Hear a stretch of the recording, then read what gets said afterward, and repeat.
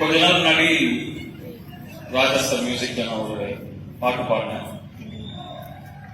பாடும்போது பொதுவா சார் வந்து கொஞ்சம் சொல்லி கொடுத்துட்டு சார் போயிடுவாங்க. நம்ம பாடிட்டு கரெக்ஷன் சொல்லுவாங்க. அன்னைக்கு பார்த்து அவர் போகவே இல்லை, அங்கேயே இருந்தாரு. அவர் இருந்தா நர்வஸ் ஆயிடும், ரொம்ப நர்வஸ் ஆயிடுச்சு.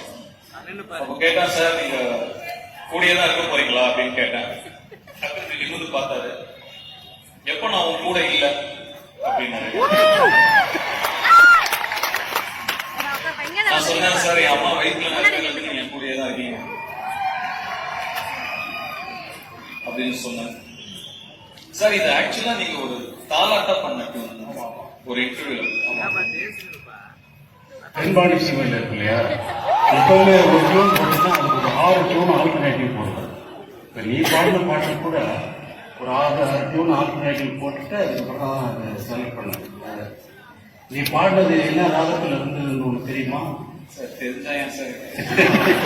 எனக்கே தெரியாது, போட்டதுக்கு அப்புறம் தான் தெரியும். அது தேவகா ராகத்தில் இருக்கு. அது இருக்கட்டும், நீ கேட்டது வேற இல்லையா?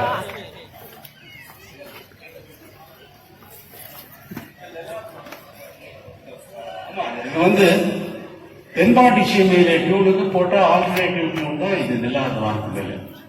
அது வந்து தென்பாண்டி சீமையில ஒரு குழந்தை தூங்க வைக்கிற ஒரு காட்டுக்குள்ள வந்து அப்பா வந்து காட்டுக்குள்ள வந்து அப்பா வந்து சாப்பாடு கொண்டு வாங்கிங்க மணிரத்னம் சொன்னது இருக்கு.